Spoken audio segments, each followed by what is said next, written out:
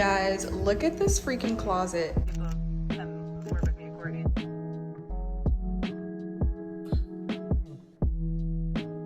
Hey guys, it's Thomasina. Welcome back to my channel, and if you're new, thanks for tuning in. I am a model, content creator, among other things, usually based in New York City, but today I am rolling around Raleigh, North Carolina. You guys probably don't know because I don't talk about it on my social media, but I am obsessed with real estate, and 'tis the season for the Triangles Parade of Homes, which is basically a tour of gorgeous homes around the Triangle in North Carolina. So my mom and I are taking a little road trip and just gonna go look at these massive, beautifully designed homes and get some inspiration. Say hi, Mom. I am not an interior design girly by any means, so I think this is going to be a great opportunity for me to get some inspiration and some education. So I will check in with you guys once we get to the first house. So we left way later than expected and only got to see 2 homes. So if you plan to attend the Parade of Homes in your city, I highly recommend just starting in the morning. Guys, look, this is the first house, and look how long the line is.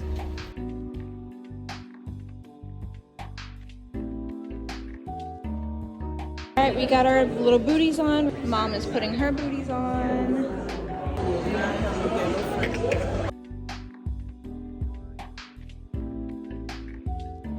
Got a golf simulator. You're kidding. A movie theater. You guys already know I'm obsessed with the closets. You guys can't tell from the video, but look how big this shower is.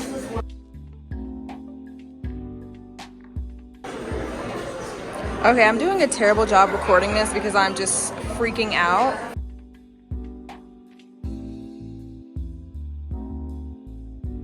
You guys, there is a steam room in here because obviously, why wouldn't there be? And a sauna.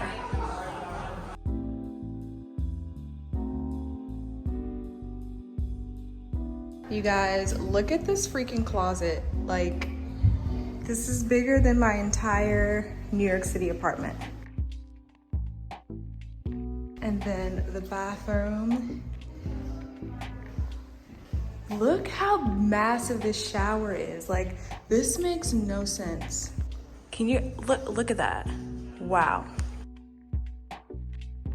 I'm obsessed. I'm the most dramatically cold person ever. I have on a hoodie and this big winter coat, and it's probably like 65 degrees outside, which is very, very cold for me, but like for the average human, for the normal human, it's not that bad. But anyways, I am about to head to Greensboro for a test shoot. I had reached out to this photographer a while ago, and we finally got something on the books for today. It's gonna be a really quick shoot. I think we're only doing like 2 or 3 looks, like very commercial, like lifestyle, very North Carolina vibe. So it's not gonna be any editorial or crazy, but it's still something that I need for my portfolio just because the North Carolina market, and I believe the Australian market, which is where I'm about to go, it's very like commercial and lifestyle, and my natural face is already like very editorial and high fashion. So I have to do like really smiley and lifestyle commercial photo shoots to appeal to that market because my face is already naturally very fierce, and so I have to play it down a little bit. And so that is what I've been working on in my portfolio. Very different from like when I first started out modeling. I was just doing all editorial high fashion types of test shoots. Once you are in this game long enough, you know kind of how to play to your strengths and how to tweak certain things here and there to be more marketable and to be more bookable. So yeah, that's what I'm doing. My call time is at 2, so I'm gonna leave a little bit earlier just to give me some grace period just in case something happens. I want to make sure I get there on time. So I made it to the house. So today's shoot is not like a big production. It's literally just me, the makeup artist, and the photographer. We're doing everything ourselves. So when you're doing test shoots, some productions are bigger than others, but when you're doing like simple like lifestyle commercial shots, you really don't need this whole big shebang, this whole big setup. And when I am coordinating shoots on my own, it pretty much is low budget because we don't want to put a lot of money into these shoots when we could get the same image for less money. So I say all that to say we are doing like hair and makeup, even though I'm bald. We're doing makeup at the photographer's house, and then we're gonna drive to the locations where we're shooting at. When you are just starting out, like when I was just starting out, I was mostly shooting in studio. Very rarely would I go to a photographer or a makeup artist's actual like home or apartment, just because of safety. But now that I am older and more well-versed in, you know, the industry, I have other people that can vouch for the people that I may be working with for the first time. I am more open to the idea of meeting at someone's actual home. So I know a lot of people watch my channel and they are, you know, interested in the modeling industry or maybe just getting started in the modeling industry. I don't want you guys to see me doing this and say, oh, okay, it's okay to just go to anybody's house. No, you definitely want to do your due diligence. Get some references for whoever you're working with, and like for the most part I would recommend shooting in studio or like on location if there's someone else there. But to just go to someone's house by yourself or go to a location with just you and the photographer, I feel like that is not safe. And so I always recommend either having like another makeup artist there or bringing like a friend with you to the shoot, at least when you're just starting out and you don't really know how to vet the people that you're working with yet. So I just wanted to give that quick disclaimer because I did just pull up at her house, and if you guys saw me like filming or vlogging, I didn't want you guys to be like, oh, like she's in this girl's house, like what is she doing? That is why. Oh, okay, sit. Look over there. Oh, handsome boy.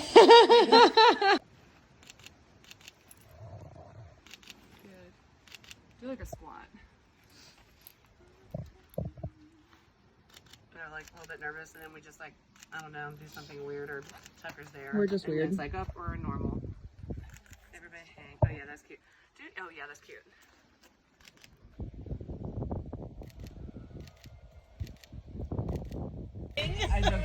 And I'm just living my best life like, ooh, I'm so toasty. Good morning, guys. It is about 6 o'clock in the morning. I'm up at the butt crack of dawn because I have to film a self-tape. This is a major client, and so I am kind of going all out for this self-tape because I really want to book the job. I put effort into every self-tape, but for this one I'm like a little bit more particular about like my environment and surroundings. The client originally wanted me to come into New York for the casting, but if you guys don't know, I'm in North Carolina currently. I asked my agent, you know, do they have a virtual casting option? Like, will they just let me send in a video and call it a day? She wasn't sure if they would let me do it, but she asked and they did. So shout out to this client. I'm just so proud of myself because the old Thomasina that wasn't as educated on this industry and like speaking up for herself would have probably spent money flying to New York for this casting, right? But the new educated Thomasina knows that asking questions is key, and asking for what you want is key because closed mouths don't get fed. And so I simply asked, like, hey, would they allow me to do this virtually instead of me spending money on a flight to go to a casting for something that I may not even book? That's just like money, like wasted money in a way. Even though I probably still would have went if they did not give me a virtual casting, just because this is such a big client, like a dream client. But that just goes to show, like, if you are a newbie watching my channel, like you want to break into the industry or you're just getting started, speaking up for yourself is like one of the biggest tips that I can give. Ask questions. Don't be afraid of looking stupid, or don't be afraid of feeling annoying, because a lot of models feel that way. Like, we don't want to feel like we're bothering our agents or like come off as like a diva to clients or anything like that, but you're really just asking questions and it's gonna help you out in the long run, so don't be afraid to do that. I'm about to head to Lifetime Fitness because I want a cleaner and like more cohesive background to film my tape.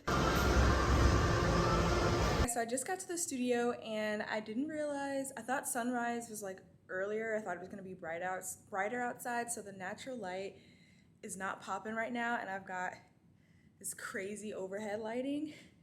So I'm gonna play around with kind of the setup to see where I can find the best lighting, because I didn't think this through.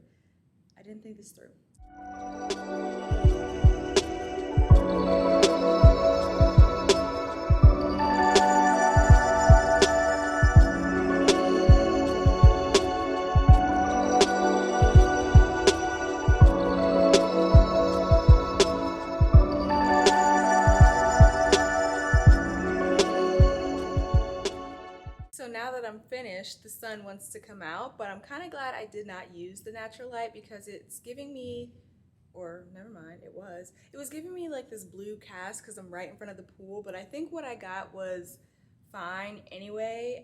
If I have to do, I don't really retouch my self-tapes. The most that I'll do is maybe like brighten it up a little bit if the lighting that I had wasn't sufficient. I think this was fine. I just had like the shiny forehead issue going on, but that's just me all the time. So fingers crossed. I'm gonna go get a quick workout in since I'm already here, and then edit everything and send it to my agent when I get home. Hey guys, so I'm not really sure where I left off in this vlog because I'm gonna try to get through this without crying. I unexpectedly had to put my dog down this week. So I've not even had the bandwidth to pick up my camera and talk about what is happening in my life. I took him to the vet with my mom. It was just a routine appointment and they took x-rays, which was a part of his routine appointment as always, and they found some foreign objects in his small intestine. So he likes to lick stuff up off the floor and is always like sniffing around, just doing things that dogs do. So he probably had eaten something off the floor that he wasn't supposed to and it was not digesting. So they found that from the x-ray. So we weren't even thinking about anything else. We were just trying to figure out like what kind of surgery he would need to get those objects removed.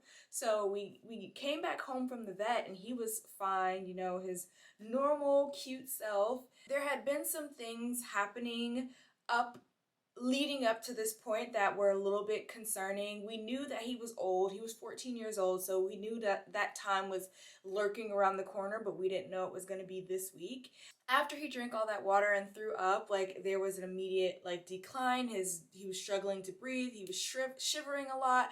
And so I'm texting my mom all throughout the day like something is wrong. Like something is seriously wrong. So the next morning around 7 a.m. I wake up and he is still shivering and struggling to breathe. Usually when he sees me, he's very excited and he's asking me to like go outside. He would not move. He was just sitting up like trying to breathe. So I go to my mom. I'm like, something's wrong. We have to take him back to the vet because like he is not his normal self. So she jumps up, gets dressed. We take him back to his normal vet, which is where he went to the doctor's office the previous day. They retake the x-rays just to see if the foreign objects had shifted in his stomach within that 24-hour period, and maybe that's why his health was declining. We find that the objects have not shifted, and so they're like, well, you should just take him to the hospital, like the 24-hour hospital that's more equipped, and get him in for emergency surgery. And we go there and they ended up putting him on oxygen. We were there for hours, you guys, hours, and we hadn't seen him. Like once we got there, they took him immediately and put him on oxygen, and it was just a waiting game. It was a waiting game, and it did not hit me until the doctor came in and had that first conversation with us about his age and potentially doing the surgery to remove the foreign objects.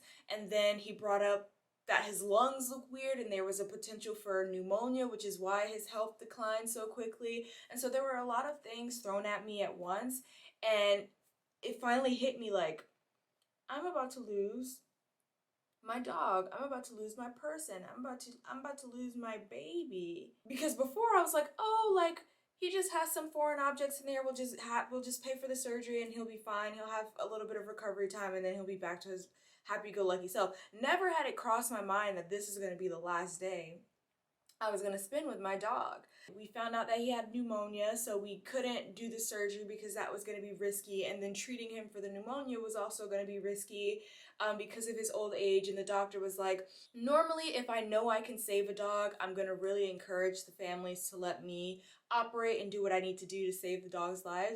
But when I know that there's a slim chance that the dog is going to make it through either procedure, that is not something that I want to push on the families. And it was at that point my mom and I knew, like, do we want to put him through all of this just for him to continue suffering and like dying just a few months from now, or do we want to just put him out of his misery and allow him to go out peacefully? That is the background of kind of what happened and why it happened so abruptly. So we did choose to put him down just for the sake of not having him suffer and go through all those surgeries and tests and medications and things like that.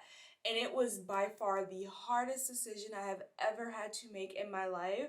I'm still dealing with the grief, and grief shows up in such a weird way. Even just getting through this video without shedding a tear is big for me. This is one of the bears that Sammy used to sleep with, so I just put his collar, his dog tags on it, and I sleep with it, and it just makes me feel closer to him. I'm definitely gonna travel with this, so when I go to Australia, I'm definitely taking this bad boy with me. We decided to have him cremated because I wanted the tangible remains of him. I didn't want him to just be gone forever. I think it would have been really hard for me to just completely detach in that way. So we did decide to have him cremated, and the remains are ready today. So my parents went out for breakfast. I didn't really feel like going.